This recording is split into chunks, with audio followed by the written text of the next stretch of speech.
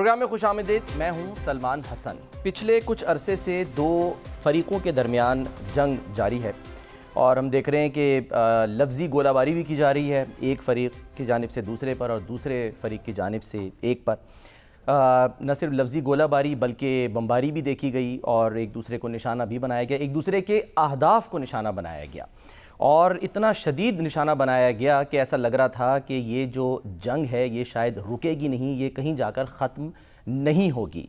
लेकिन फिर हुआ कुछ यूँ कि फ़रीक बीच में आए और फ़रीक़ों ने कोशिश की और फ़रीक़ों की ये जो कोशिश है ये मुकम्मल तौर पर फ़िलहाल कामयाब हो गई है और ये जो दो फ़रीक़ हैं जो आपस में लड़ रहे थे, भिड़ रहे थे, ये अब एक दूसरे के साथ बैठने को तैयार हो गए हैं।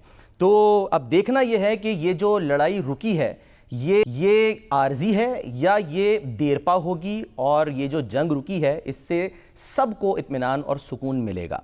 क्योंकि ईरान जो है वो एक बार फिर ये कह रहा है कि हमने तो कोई दरख्वास्त नहीं दी है मुज़ाकरात की, ना ही हमने कोई बातचीत करनी है और जो उसका स्टांस है वो उसी पर अब तक खड़ा है।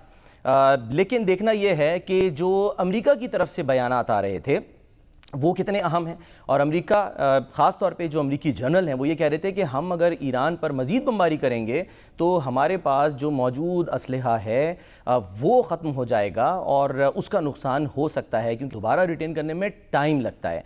और डोनाल्ड ट्रंप साहब जो हैं वो फरमा रहे हैं कि नहीं जी, ऐसी कोई हमारे पास जो है असलहे की कमी नहीं है, हम बिल्कुल ठीक ठाक हैं, फिट फाट हैं, जब चाहें ईरान को निशाना बना सकते हैं। तो बहरहाल सिचुएशन जो है वो अब ये है कि जो ईरान और अमेरिका हैं इन दोनों ने एक दूसरे पर बमबारी रोक दी है और उम्मीद की एक किरण जो है वो दिखाई दी है और ये उम्मीद की किरण जो है ये एक सुबह रोशन में कैसे तब्दील होगी, कब तब्दील होगी, इसी पर जो है वो आज हम बात करेंगे। आज प्रोग्राम में मुजीबुर रहमान शामी साहब हमारे साथ मौजूद नहीं होंगे, लेकिन खातिर जमा रखिए कल से वो हमारे साथ होंगे, आज मसरूफियत की वजह से मौजूद नहीं हैं।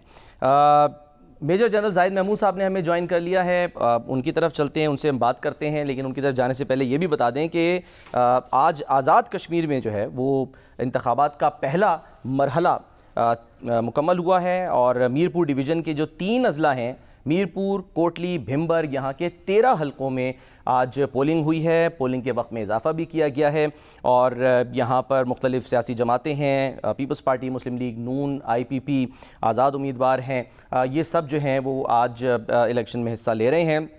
लेकिन इस वोटिंग टाइम में इजाफा क्यों किया गया और जो इल्ज़ामात सियासी जमातों की तरफ से, उनके रहनुमाओं की तरफ से लग रहे हैं वो कितने अहम हैं और ओवरऑल सिचुएशन जो है वो आज इन हलकों में और इन डिविजन्स में क्या रही, कौन ऐसे लोग थे जो न 3 में थे और न 13 में थे, इस पर भी हम जो है वो आगे चल के बात करेंगे। लेकिन मेजर जनरल जाहिद महमूद साहब हमें ज्वाइन करें तो उनको हम वेलकम करते हैं। अस्सलाम वालेकुम जनरल साहब। सर अच्छी खबरें आ रही हैं सर, अल्हम्दुलिल्लाह, अल्लाह ताला का करम है, परवरदिगार का शुक्र है। ये बताएं कि आपको क्या लग रहा है, ये जो आर्जी हम जंगबंदी कह लें जिसमें ठहराव आया है, एक दूसरे पर जो हमले किए जा रहे थे उसे रोका गया है, ये हम समझें सर कि ये इंशाअल्लाह किसी देरपा यानी कि जो हतमी एक मुआहिदा है उसमें इसको बदला जा सकेगा? जनरल साहब ji Salman, thank you very much for having me. मैं ये समझता हूँ कि एक अच्छी उम्मीद की किरण रखनी चाहिए, किरण है हमें नजर आ रही है और अच्छी उम्मीद रखनी भी चाहिए। लेकिन दोनों का सिस्टम इतना कॉम्प्लेक्स और इतना under, let me straight away से कि हार्ड लाइनर्स के इतने नीचे दबे हुए हैं दोनों साइड्स, और उधर तो स्पॉइलर इजराइल भी शामिल हो जाता है कि ये बड़ा इनका जो भी मैकेनिज्म इस्टेब्लिश होता है या बातचीत की जो डिप्लोमेसी शुरू होती है तो ये फ्रेजाइल ही रहेगा जी और कॉम्प्लेक्स ही रहेगा थ्रू आउट, जब तक एक हम हतमी एंड स्टेट पर नहीं पहुंच जाते। उसकी वजह यह है कि दोनों मिलिटेशन के साथ पहले भी अपने अहदाफ हासिल नहीं कर सके खासतौर पर यूएस तो जो कहा करता था कि 3 दिन की जंग होगी, 4 दिन की जंग होगी, रजीम चेंज कर देंगे, मिसकैलकुलेट कर गए इजराइल के कहने पे, हालांकि उससे पहले जंग कर चुके थे 12 दिन की। और जो इनका पॉलिटिकल ऑब्जेक्टिव या मेन ऑब्जेक्टिव था न्यूक्लियर के कॉन्टेक्स्ट में, आपने उसको ऑब्लिटरेट कर दिया, खुद ही आप अनाउंस किया आपने कि जी बिल्कुल वो तो अभी उनको सदियां लगेंगी वहां तक पहुंचने में और बहुत हमने पीछे धकेल दिया उनको, प्रोग्राम को, चीज को, वट एवर। फिर आपने मिलिट्री एस्केलेशन कर ली, तो दोनों फिर इस नतीजे पर पहुंचे कि हमें बातचीत करनी चाहिए। वही रीजन है कि इस्लामाबाद मेमोरेंडम ऑफ अंडरस्टैंडिंग के 3 कागजों के ऊपर 3 दस्तखत हुए हैं, जिसमें प्रेसिडेंट यूएस के दस्तखत भी हैं, प्रेसिडेंट ईरान के दस्तखत भी हैं, पाकिस्तानी प्राइम मिनिस्टर। इसका मतलब वो डायलॉग करना चाहते हैं, अब भी दोनों डायलॉग करना चाहते हैं। लेकिन अमेरिका ये जो अपनी वो एक है कि जी मैं मिलिट्री असेंडेंसी की पोजीशन से करूं, वो दिखाना चाहता है। और ईरान नहीं दिखाना चाहता कि मैं ये जंग हार गया हूं। वो कहता है जी हमने सरवाइव किया, और यस जंग हारे भी नहीं है। तो मैं जनरल साहब, ईरान negotiation- बार बार जो है वो ये क्यों अभी भी, यानी कि क्या हम समझें ये कोई अना का मसला है इसमें? क्योंकि अगर अना के बुत ना तोड़े तो फिर नतीजा तो फिर एक दूसरे को फना करने में ही निकलेगा ना। तो क्या ईरान जो है वो ये क्यों कह रहा है कि हमने तो कोई दरख्वास्त नहीं की बातचीत की? देखिए, ये तो एक डिप्लोमेटिक एक पोस्चर है, डिप्लोमेटिक आप पोजीशन लेते हैं। दरखास्त तो नहीं की जाती, लेकिन जब आप मैसेज देते हैं कि जी हमने बात करने को तैयार हैं, जब आप देखिए दोनों ने एक अच्छी चीज हुई कि जो दे केप्ट द डोर अजार, वो छोटा सा दरवाजा उन्होंने डिप्लोमेसी का बंद नहीं किया, किसी दिन भी बंद नहीं हुआ न मेमोरेंडम से। ठीक है, वो स्ट्रेस में गया, स्टेटमेंट जरूर दी गई जी कि वो वायलेशन हुई है, वायलेशन की बात तक थी, खत्म होने की बात नहीं की कि हम टोटली उससे आउट हो रहे हैं या we are no more sticking our self to that. देखिए, जो भी बड़ी से बड़ी भी ताकत हो, चाहे अमेरिका हो, और आपने देख भी लिया, वो एक न एक एग्जिट कार्ड अपना ऑफ रैंप कर रखते हैं। Pakistan is the only exit card in this whole scenario, जिसने ये एस्टेब्लिश किया था। दोनों इसको कभी लूज नहीं करेंगे। उसके अलावा फिर Qatar, Oman, Turkiye, Egypt, they all are still playing a very important role. Saudi Arabia ने पहले बड़ा इंपॉर्टेंट रोल किया, but unfortunately they have been dragged into this war, जिससे फिर ये एक्सपैंड हुई। अगर एस्केलेशन जारी रहेगी तो ईरान के जहन में भी ये होना चाहिए कि फिर नए कैरेक्टर्स आएंगे। जैसे अभी आपने कैस्पियन सी में देखा, जिस तरीके से ज़ेलेंस्की ने अटैक किया है रशियन शिप को, जो ईरान बाउंड था, और जी। फिर ईरान ने स्टेटमेंट दी है ज़ेलेंस्की के बारे में या यूक्रेन के बारे में। तो इस तरीके से और प्लेयर्स आने का भी डर है। तो दिस कॉन्फ्लिक्ट विल एक्सपैंड। जब ये कॉन्फ्लिक्ट एक्सपैंड होगा तो फिर चैलेंजिंग हो ठीक जाएगा। है, अभी जो ये वक्फा आया है, मैं चाहूँगा खालिद चिश्ती साहब, उन्होंने भी हमें ज्वाइन कर लिया, उनको भी हम खुशामदीद कहते हैं इस प्रोग्राम में। चिश्ती साहब, welcome welcome to the show. और जो अभी जनरल साहब भी बात कर रहे थे, सर ये कहा तो ये जा रहा है कि हाँ जी, अगर एक फरीक पीछे हटता है और जब दोनों फरीक हम देख रहे हैं इसमें पीछे हटे हैं, तो सर कोई ना कोई तो वजह होगी ना कहीं कोई तो ये रियलाइज़ कर रहा होगा कि हम कहीं ना कहीं कमज़ोर हैं, जो फरीकों को पीछे हटना पड़ा। जी बहुत शुक्रिया सलमान साहब, आपको, जनरल जाहिद को, आपके व्यूअर्स को जी अस्सलाम वालेकुम। जी बिल्कुल आपने ठीक कहा, और मैं जनरल साहब को भी सुन रहा था, एब्सोल्युटली इसी तरह का ही है। लेकिन रियलाइजेशन जो होती है वो तो दूसरी साइड करवाती है। वो इस तरह मैनिफेस्ट करती है अपनी वॉर एग्जीक्यूशन के दूसरे को या रियलाइजेशन करवाए कि वो कॉम्प्रोमाइज सिचुएशन में चला गया, या उसकी कोई एडवांटेजेस खत्म कर दी जाती हैं। ने ये कोशिश कर रही थी कि एस्केलेट किया जाए इस तरीके से कि दूसरे को पिन डाउन किया जाए। लेकिन हमने देखा कि जब ईरान के खिलाफ अमेरिका ने अटैक किए तो ईरान ने और ज्यादा एस्केलेट कर दिया, और वो हॉरिजॉन्टल एस्केलेशन नहीं की। हॉरिजॉन्टल मैं उसको कह रहा हूं कि जो पहले से करता आ रहा था Iran over the last 40 days की जो जंग हुई थी, वो उसके बाद भी जब भी कोई वायलेशन हुई है तो वो उसी कन्फाइनमेंट के अंदर ही करता था। लेकिन इस दफा उसने जॉर्डन की रीच दिखाई, वहां पे उसके एयर टू एयर रिफ्यूलर भी अमेरिका के मौजूद थे, बाकी जहाज भी मौजूद थे, रीपर ड्रोन उन्होंने 12 मारे।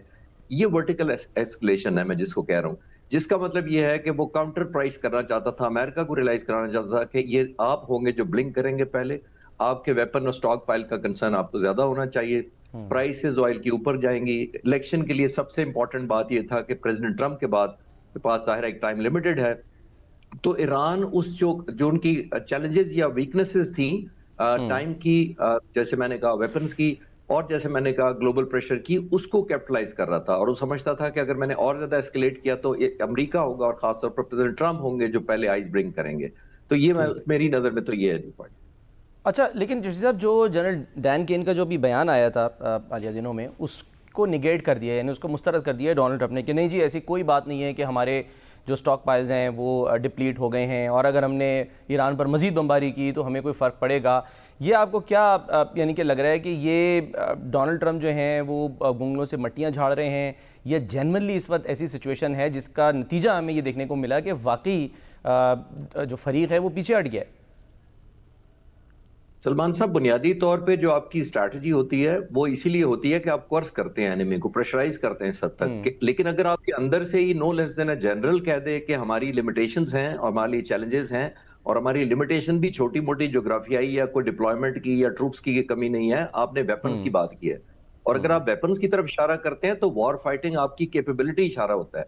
और सबसे ठीक। बढ़कर प्रेसिडेंट ट्रंप को यह भी ध्यान रखना होता है कि जो वेपन का स्टॉक पाइल कॉम्प्रोमाइज होगा, इसका मतलब है उसी के बारे में जो चाइना को वो डिटर करने के लिए यूज करता है वही weapons on the subject of Taiwan, वो कॉम्प्रोमाइज हो जाएगा। और मैंने पहले भी शायद आपके प्रोग्राम में अर्ज किया कि जी ये हाँ, विंडो बिल्कुल। ऑफ वल्नरेबिलिटी अमेरिका ने खुद खोली है। ये किसी मुल्क ने हमला नहीं किया था अमेरिका पर कि उसको मजबूरन लड़ना पड़ा और एक्सपैंड करने पड़े वेपन्स, ये ऐसी वॉर ऑफ चॉइस थी।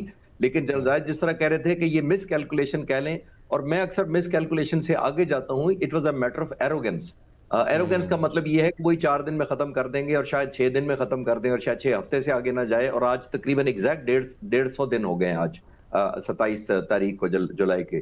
तो मेरा ख्याल है प्रेसिडेंट ट्रंप ने ये एरोगेंट वाला एलिमेंट भी था, लेकिन जाहिर है एक काउंटर वर्सेस काउंटर चल रहा था, तो इसी वजह से हम देखते हैं कि अब रियलिज्म की तरफ जा रहे हैं। और अभी नहीं है, जब जंग पिछली दफा 40 दिन की चल रही थी तो आपने देखा था कि कितने उनके लीडरशिप सेक्रेटरी और इवन डिफेंस के लोग, आर्म फोर्सेस के, वो चले गए थे या भेज दिए गए थे। उस जी। वक्त भी वो यही वॉइस रेज कर रहे थे कि अमेरिका इसके लिए इतनी एस्केलेटेड, प्रोलॉन्ग और अनअटेनेबल जंग के लिए तैयार नहीं है, और वो अब खुलकर बातें सामने आ रही है। जी साहब, आप एक बात हमारे प्रोग्राम में कहते रहे कि जी जब JCPOA हुआ था तो joint comprehensive plan of action Barack Obama के साथ ईरान का, तो उसमें ज़ाहिर है कई महीने लग गए थे, गालिबन 24 महीने, शायद इससे ज़्यादा। मैं चाहूँगा कि ये सवाल ज़रा मैं रखूँगा मेरे जाहिद महमूद साहब की तरफ कि जनरल साहब, आपको क्या लग रहा है कि ये जो टेम्परेरी एक हम ये कह लें कि एक गैप आया है, इसका रीज़न जो है वो आने वाले जो इलेक्शंस हैं अमेरिका में, मिड टर्म इलेक्शन, क्या वो एक रीज़न है? जो बॉडी बैग्स वहाँ पर जा रहे हैं, क्योंकि आज ही हम देख रहे हैं कि जो पेंटागन है उसने कुछ आदाद शुमार जारी किए हैं, 18 अमेरिकी फ़ौजी जो हैं वो ईरान जंग में अब तक हलाक हो चुके हैं, 624 जो हैं वो ज़ख्मी हुए हैं, और ये भी कहा जा रहा है कि मज़ीद जो है वो 140 से ज़ायद ज़ख्मी जो फ़ौजी हैं उनका भी इंदराज किया गया है। तो ये जो फिगर्स हैं ये प्रेशर डाल रही हैं, या आपको क्या लग रहा है कि अपनी सियासी बका के लिए जो है डोनाल्ड ट्रंप ये कर रहे हैं? देखिए, मैं समझता हूँ कि यस, एक तो इनकी खैर पॉलिसी है कि ये अपनी एक्चुअल कैजुअलिटीज नहीं बताते, सेंटकॉम भी और पूरे अमेरिकन एक डिफेंस के एक स्ट्रेटजी रहती है, तो अच्छा। कैजुअलिटीज नहीं बताते। बॉडी बैग्स आर वेरी बड़े सेंसिटिव हैं जी उसके।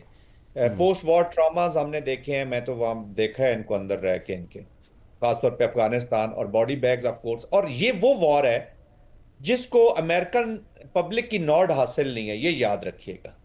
इसका बॉडी बैग और भारी कीमत चुकानी पड़ती है, इसकी पॉलिटिकल प्राइस उसकी बहुत ज्यादा, बिकॉज पूरा अमेरिका कह रहा है कि ये इजराइल की वॉर इन्होंने लड़ी है, मोर देन 65%। इंटेलिजेंस एजेंसीज कह रही हैं there was no imminent threat to United states.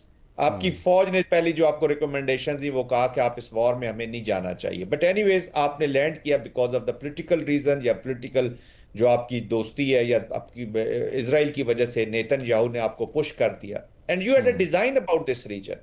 जब JCPOA से आप बाहर गए 18 में, 21 में आपने उठाया इजराइल को और आप इसको सेंटकॉम में ले आए, यूरोप कमांड उठा के, you had a design about Iran और इसराइल, और दैट्स वाई पहले आप प्रेसिडेंट बने जो इस वॉर में शामिल हो गए, being the exit card for Netanyahu. उसकी पॉलिटिक्स फेल हो रही है, उसकी क्रिमिनल चार्जेस हैं उसके ऊपर, अदालतों में अब ये केसेस जो लगे। नेतन्याहू मिलने जा रहे हैं और बवांगे दोहल कह रहे हैं कि जी मेरा अपने यानी अपने जो पक्का दोस्त है मेरा, मैं उससे मिलने जा रहा हूँ, उनकी 8वीं मुलाकात जो है वो होने जा रही है। तो इस मुलाकात में ऑब्वियसली सबको पता है कि ज़ाहिर है ये वो खुद भी कह रहे हैं कि ईरान सर फहरिस्त होगा एजेंडे पे। आपको क्या लगता है कि ये फिर किसी किस्म का कोई प्रेशर डालने की जो है वो कोशिश करेंगे? ये मेरे ख्याल में 3 चीजें बड़ी इंपॉर्टेंट इनके एजेंडे पे होंगी जी। पहली बात तो यही है कि they want America to restart, कह लें ये हॉट वॉर करना चाहता है, और कह रहा होगा कि जी मुझे भी पार्टनर रखें उसमें, ताकि ये जो अमेरिका का भी अगर सोच कर भी लेता है किसी चीज को टारगेट न करने की, या सुस्ती करता है, या वो इनकी ख्वाहिशों के मुताबिक नहीं होती, तो जब ये खुद पार्टनर उसमें पार्टिसिपेट कर रहे होंगे इस हॉट वॉर में, तो ये ज्यादा टारगेट लेके रीजन के अंदर, ईरान के अंदर भी लेंगे और फॉल्स फ्लैग करके रीजनल कंट्रीज को भी कहीं ना कहीं टारगेट करते रहेंगे, जिस तरह इंडिया करता है, अपने पंजाब पे हमला किया, कश्मीर पे हमला किया, पाकिस्तान से नफरत, इसी तरह ये वहां पे भी करते जाएंगे। नंबर टू, इनकी जो डोमेस्टिक पॉलिटिक्स, अभी इलेक्शंस आपको पता है वहां पर आए हुए हैं, और उसको पता है कि ये वॉर ही, मुझे वो election being the prime minister of security जो ये क्लेम करते हैं, वहां पर मुझे मुझे इसमें इस वॉर को जारी रखा जाए और इंटेंसिव किया जाए ताकि मैं अपने इलेक्शंस को मैनेज कर सकूं। एंड नंबर 3, मेरे ख्याल में ये उनसे रिक्वेस्ट करने जा रहे होंगे या उनको कायल करने जा रहे होंगे कि मैं लेबनान से नहीं निकलना चाहता, और एक कहते तो पैरामीटर ऑफ सिक्योरिटी बढ़ाने का है, लेकिन प्राइमरीली मेन गेम वही है जो एक्सपेंशनिस्ट पॉलिसीज हैं ग्रेटर इजराइल वाली, उसको परसू करना चाहते हैं। ये 3-4 पॉइंट इनके टॉप एजेंडा पे होंगे, इसलिए मैं कहता हूँ ये स्पॉइलर इज अगेन, कल वो वहां पर मौजूद होंगे, इसकी कोशिश करेगा। इस मुलाकात के बाद जरा देखेंगे कि हाउ अमेरिकन किस तरीके से मूव फॉरवर्ड करते हैं अपनी स्ट्रेटजी के साथ, तो स्ट्रेटजी बड़ी क्लियर आ जाएगी। बहरहाल दोनों के इतना कॉम्प्लेक्स ये सिस्टम है, ईरान का भी और यूएस का भी, कि वॉर के बाद भी ये नहीं हो सकेगा कि बिल्कुल पीसफुल एनवायरनमेंट हो जाएगी। अगर अच्छा। अमेरिकन अपने ऑब्जेक्टिव्स हासिल न कर गए तो उनकी जो हिस्ट्री को देखते हुए मैं समझता हूँ वो सीरियस क्योस रीजन में छोड़ के जाएंगे, रीजनल कंटेस्टेशन। लेकिन अभी थोड़ी देर पहले सऊदी अरेबिया से जो स्टेटमेंट आई है about the non state actors in in in Iraq, कि वो हाँ एक्टिवेट जी। हुए, उन्होंने हमारे कुछ टारगेट्स किए हैं, तो इसका मतलब है कि there a lot happening around. एक तो ऊपर तो काम नजर आ रहा है, लेकिन अंदर एक आग जरूर लगी हुई है जो बड़ी छुपी हुई है, अल्लाह करे कि वो मसला आग ये होता है ना जन साहब कि जब भी हम ये देखते हैं कि कोई बात बनने वाली होती है, कोई बातचीत जो है वो उसकी उम्मीद जागती है, तो ये नेतन्याहू एज ए स्पॉइलर हमेशा सामने आ जाता है। इसीलिए मैंने ये सवाल किया। मैं ये चिश्ती साहब से भी पूछना चाहूँगा, चिश्ती साहब जो अब नेतन्याहू जा रहे हैं वहाँ पे डोनाल्ड ट्रंप से मिलने, इस वक्त आपके ख्याल में ये जो पेंटागन ने फिगर्स दी हैं कि जो ईरान जंग में अमरीकी फ़ौजी हलाक हुए हैं उसमें 461 का ताल्लुक वो बता रहे हैं आर्मी से है, 86 का ताल्लुक नेवी से है, 19 का ताल्लुक मरीन्स और 58 का ताल्लुक जो है वो एयरफोर्स से है। इस वक्त पोजीशन ऑफ स्ट्रेंथ पर जब हम देखेंगे कि अगर कोई बातचीत आगे बढ़ती है तो पोजीशन ऑफ स्ट्रेंथ पर कौन सा फरीक होगा, ईरान या अमेरिका, और इसको स्पॉइल करने के लिए नेतन्याहू क्या किरदार अदा कर सकता है?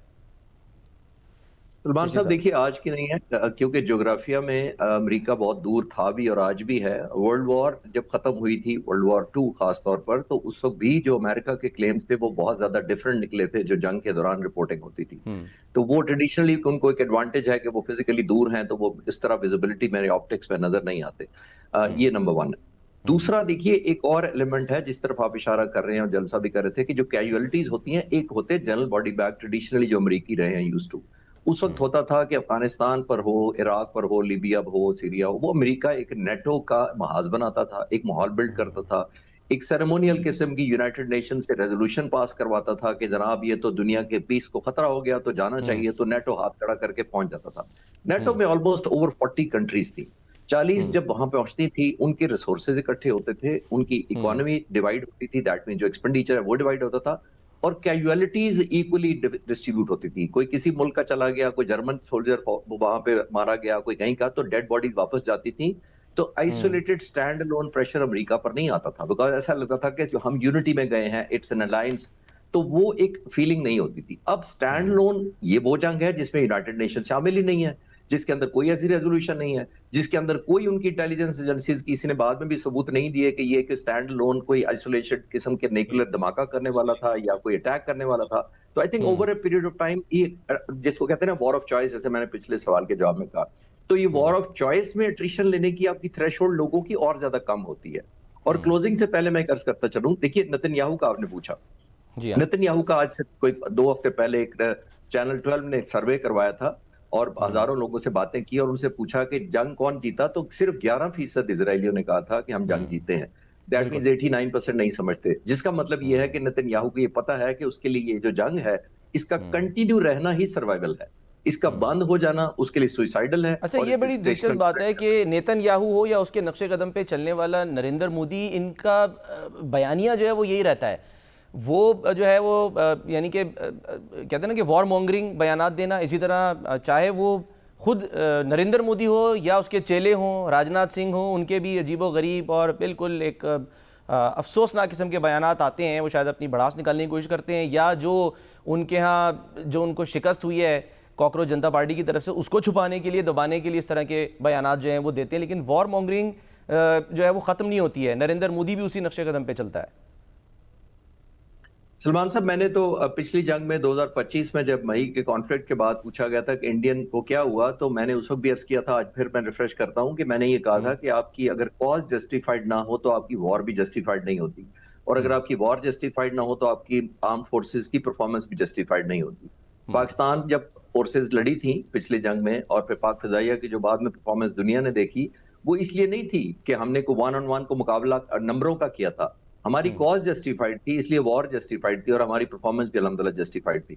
जब आप एक पॉलिटिकली मोटिवेटेड एजेंडे को टो करवाते हैं मिलिट्री से, तो वो उसकी ज्यादा लाइफ नहीं होती, और एक पैशन और कमिटमेंट नहीं होती। और हर सोल्जर, सेलर और एयरमैन को पता होता है कि मैं जिस मकसद के लिए जिंदगी दूंगा वो मेरे मुल्क के लिए कम है, और चंद लीडर्स की ना समझदारी, साजिश या बेवकूफी की वजह से ज्यादा है। तो वही हम अभी भी देख रहे हैं। राजनाथ साहब जो भी कह लें, वो उनको लगता है कि हम दहशतगर्द पैदा कर रहे हैं। तो मैंने फिर उनको याद कराऊंगा कि आपके वो जहाजों का क्या बना जो आपने तेजाज बनाने थे, और तकरीबन 40 सालों में 40 जहाज आपको नहीं मिले। तो पाकिस्तान JF-17 थंडर 200 के करीब प्रोड्यूस कर चुका है पिछले 30 सालों में। तो हम बड़ी चीजें अच्छी भी प्रोड्यूस कर रहे हैं, उस तरफ भी नजर डालनी चाहिए राजनाथ को। ठीक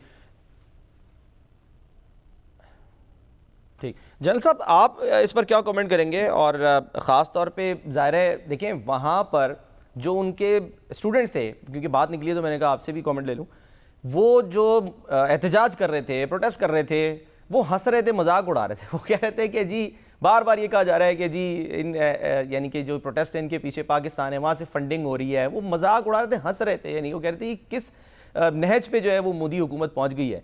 लेकिन इधर हमारे यहाँ तो हम सबूत के साथ बात करते हैं ना, हम तो बताते हैं कि हाँ जी रॉ जो है वो किस तरह से अपने एजेंट यहाँ पर भेज रही है, उनको इस्तेमाल कर रही है सहूलतकार के तौर पे, और फिर उसके बाद जो है वो बाकायदा एक यानी कि बयानिया बनाने की एक नाकाम कोशिश की जाती है। हम तो सबूतों के साथ बात करते हैं। जी बिल्कुल। देखिए, नैरेटिव जो है पाकिस्तान का, इसलिए आज वर्ल्ड जो वर्ल्ड स्टेज पे पाकिस्तान ने मकाम हासिल किया, ये उसी ट्रू नैरेटिव से जो मार्के हक के बाद आपने जनरेट किया, जो नोशन ऑफ विक्ट्री मार्के हक के ऊपर आपने लिखा, आपकी मिलिट्री आर्म्ड फोर्सेस की परफॉर्मेंस की वजह से, तो वही आप उसको एंजॉय कर रहे हैं। और हमारा नैरेटिव चूंकि सच पे बेस्ड था, यकीन पे बेस्ड था, और सबूतों के साथ बेस्ड था, और पूरा वर्ल्ड उस नैरेटिव के साथ खड़ा हो गया, तो दैट्स वाई उसका इम्पैक्ट अपना आया। आप देखिए, यू कांट, अभी देखें इसी एहतजाज के अंदर जहाँ पे मोदी का हिंदू मुस्लिम में डिवीजन, जहाँ के मोदी की सेकुलर झूठ, सेकुलर होने की कोशिश, Hindutva based, hate based, Hindu मुसलमान, मसाजिद खुली हैं, मंदिर बंद हैं, और सबसे बढ़कर जो गोदी मीडिया को उन्होंने बच्चों ने सामने लाया है, तो वो उसका जो 12-14 साल की जो इन्वेस्टमेंट थी एक झूठी स्टेट की, एक शरेड स्टेट की, वो हिंदुत्व बेस्ड की, वो बिल्कुल खत्म हो गई है, कोलैप्स हो गई है। सो दे आर कंफ्यूज्ड। ये जो इनके एजुकेशन मिनिस्टर सैक हुए हैं, सलमान, में एक और एंगल आपको बताना चाहूंगा। जी जी। He was not an ordinary minister. ये वो मिनिस्टर है जो भारत के सिलेबस के अंदर हमला कर रहा था, इसको एक हिंदू सिलेबस में कन्वर्ट कर रहा था। तो ही वाज, ये सिर्फ एक मेरिट या वो पेपर लीक नहीं है। ठीक। गलियां और सड़कें तो साफ कर दी इन्होंने क्राउड्स को निकाल के, सही। लेकिन वो जो मैसेज छोड़ गए मुख्तलिफ डोमेन्स के अंदर, उसको ये साफ करने की एक बयान बोंडी सी फर्दर कोशिश कर रहे हैं राजनाथ के, जी हम ये करेंगे और वो करें, और ये ऑफ बिल्कुल। कोर्स इसी बयानिए को लेकर अगली पॉलिटिक्स तक लेके जाना चाहेंगे। ये ठीक है। पॉलिटिकल एक उसको, और वो लोगों के जहन से अभी उसके साफ होने के चांसेस हैं। तो ये जो प्रोटेस्ट है, अभी तो इसके असरात आने शुरू हुए हैं। अगली ठीक है। पॉलिटिक्स में भी आप देखिएगा कि अपोजिशन को भी थोड़ा सा सांस आया है, वो भी निकले हैं उस अपने शेल के अंदर से, गो कि वो ठीक। भी इनसे अलग नहीं है। हमें कोई इतनी उनसे पॉजिटिव उम्मीदें नहीं लगा लेनी चाहिए, लेकिन ठीक एटलीस्ट है। वो का वो रुख है जहाँ पे आप ठीक है जनरल साहब। सर बहुत बहुत शुक्रिया जनरल साहब। मेरे जनरल जाहिद में खालिद चिश्ती साहब हमारे साथ मौजूद थे। नाज़रीन, एक ब्रेक लेते हैं, ब्रेक के बाद हम वापस आएंगे।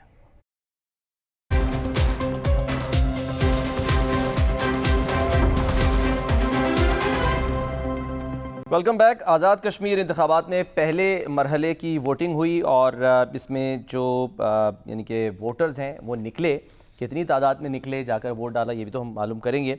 यूके से ख़ास तौर से हसीब अरसलान साहब जो हैं वो गए हैं, हमारे ब्यूरो चीफ भी हैं। इस वक्त मीरपुर के इलेक्शंस को कवर कर रहे हैं, तो उनको वेलकम करते हैं।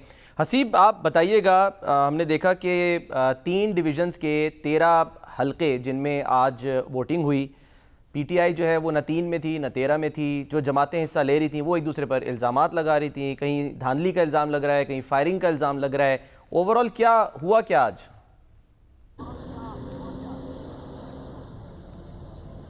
सलमान, आपकी आवाज़ मुझे बहुत कम आ रही है, लेकिन जितना मैं समझ सका हूँ उसके मुताबिक मैं आपको बताता चलूँ कि आज आज़ाद कश्मीर के 13 हलकों पे जो है इंतखाबात हुए, जिनमें से 4 जो है वो मीरपुर के, 3 भिंबर के और 6 जो है वो कोटली के हलके शामिल थे। सुबह 8 बजे पोलिंग का आगाज़ हुआ, जो कि शाम 5 बजे तक जारी रहा, और 5 बजे जो है फिर दोबारा ऐलान किया गया कि पोलिंग को 1 घंटे के लिए एक्सटेंड कर दिया गया, जिसमें दोबारा जो है दरवाजे खोले गए और लोगों को दोबारा अपना वोट का हक इस्तेमाल करने का 1 घंटा और मौका दिया गया। और जो ही 6 बजे पोलिंग का वक्त ख़त्म हुआ तो जो प्रिजाइडिंग ऑफिसर्स थे उन्होंने काउंटिंग का सिलसिला शुरू कर दिया, और मुख्तलिफ इलाकों से अब रिजल्ट्स जो है वो आना शुरू हो गए। टर्न ओवर की बात अगर की जाए तो सुबह जो है काफ़ी सुस्ती देखने में आई, लेकिन आफ्टरनून में जो है वो टर्न ओवर भी उसमें भी इजाफा देखने में मिला। सो एज सच कोई बहुत मेजर अगर मैं कहूँ रीज़न आमतौर पे, हसीब अगर आप मुझे सुन पा रहे हैं, आमतौर पे जब बहुत बड़ी तादाद में लोग ज़ाहिर निकल रहे हों, पोलिंग स्टेशंस पे रश हो, तो फिर या कोई गैर मामूली ऐसे वाक़यात पेश आ जाएं तो पोलिंग जो टाइम होता है उसमें इजाफा कर दिया जाता है। यहाँ पर जो है वो क्या वजह थी? क्या कम टर्नआउट की वजह से जो है वो ये इजाफा किया गया कि लोग जो हैं वो थोड़ा शाम में निकलें और आगे वोट कास्ट कर लें?